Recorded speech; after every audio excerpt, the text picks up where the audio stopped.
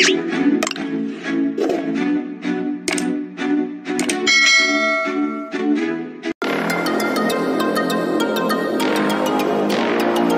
araw mga kaibigan. Mag-showbiz balita muna tayo. Ang bidyong ito ay tungkol sa kaganapan sa hiwalayan ng matagal ng magkasintahan na sina Daniel Padilla at Catherine Bernardo. Ano nga ba ang tunay na dahilan ng kanilang hiwalayan?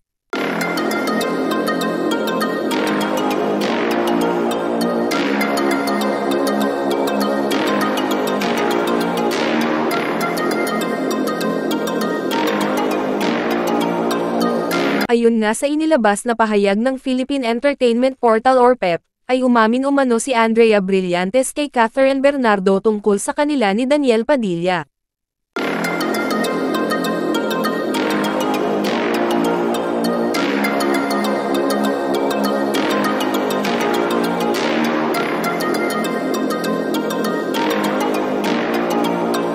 Ang napatunayan na nagkaugnayan sina Daniel Padilla at Andrea Brillantes, ang nag-udyok kay Catherine upang makikipaghiwalay, sa 11 taon na niyang boyfriend na si Daniel Padilla.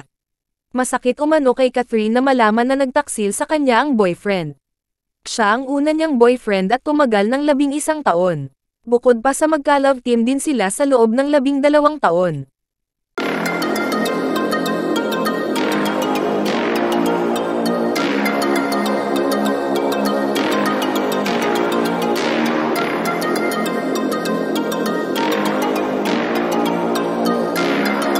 Sinasabi rin, na mismong si Andrea ang nagkumpisal o umamin kay Catherine. Ito ang mga impormasyong nakalap ng Philippine Entertainment Portal, galing sa mga trusted sources na malapit sa couple.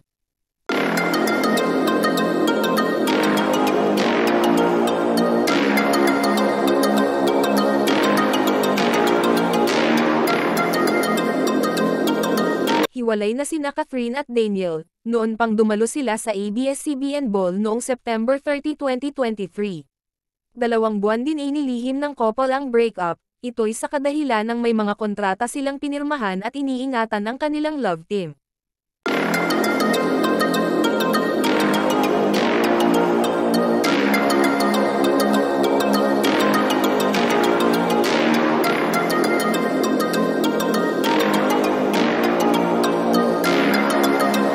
Paano naman nangyari ang pag-amin ni Andrea kay Catherine?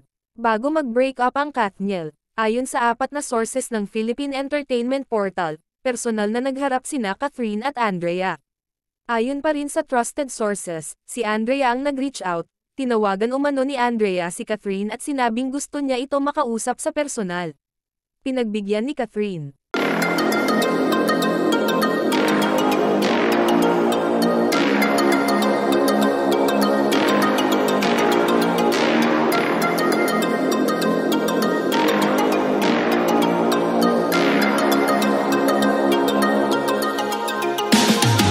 Ayon sa source, madaling araw na, at lasing si Andrea nang magtungo sa office or studio ni Catherine sa Quezon City.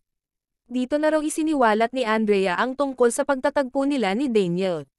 Pagpapatuloy pa ng source, nagtagpo ang dalawa sa bahay ni Daniel, noong November 2021.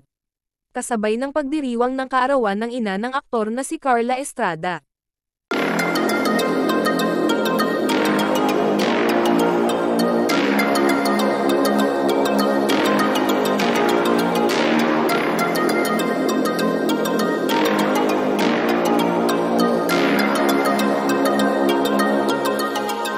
Magkatabing properties lamang ang lugar ng mag-inang Daniel at Carla, ngunit magkahiwalay ang kanilang mga bahay.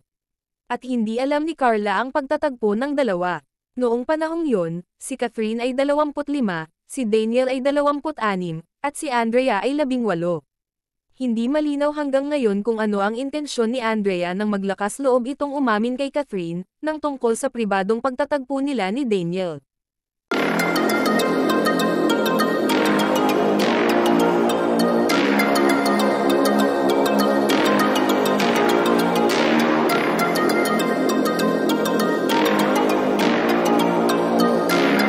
Nang magkita sila ni Catherine, pinabasa lahat ni Andrea kay Catherine, ang palitan nila ng messages ni Daniel sa cellphone.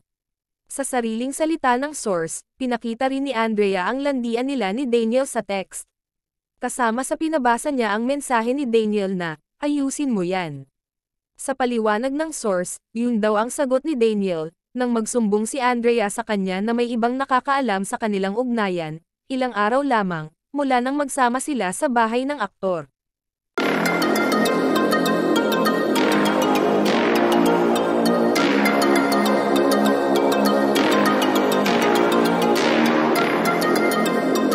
Ang sinasabing ibang nakakaalam ay ang dating boyfriend, at ka-love team ni Andrea, na si Seth Fedilin.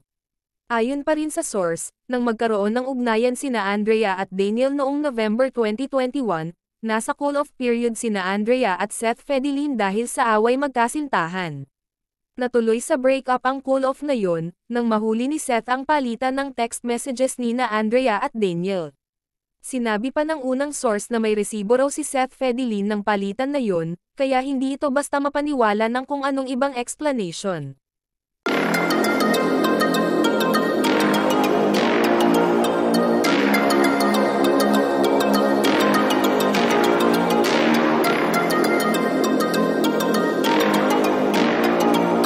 Isang beses lamang at hindi na naulit ang tagpuan na yon nina Andrea at Daniel. Ito ang paglilinaw ng source. At yun din daw ang kabuuan ng inamin ni Andrea kay Catherine. At halos ganito rin ang kwento ng pangalawa, at pangatlong sources na malalapit kina Daniel at Catherine. At nakumpirma ito na tama at totoo ang mga ito sa pang-apat at panghuling source. Dahil sa napag-alamang ito ni Catherine, tuluyan nang nasira ang relasyong Katniel.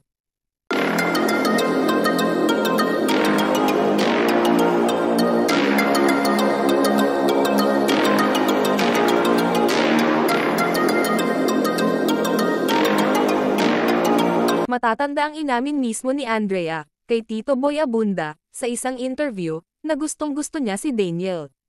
At pinagdasal na sana magkakaroon siya ng isang kagaya ni Daniel Padilla.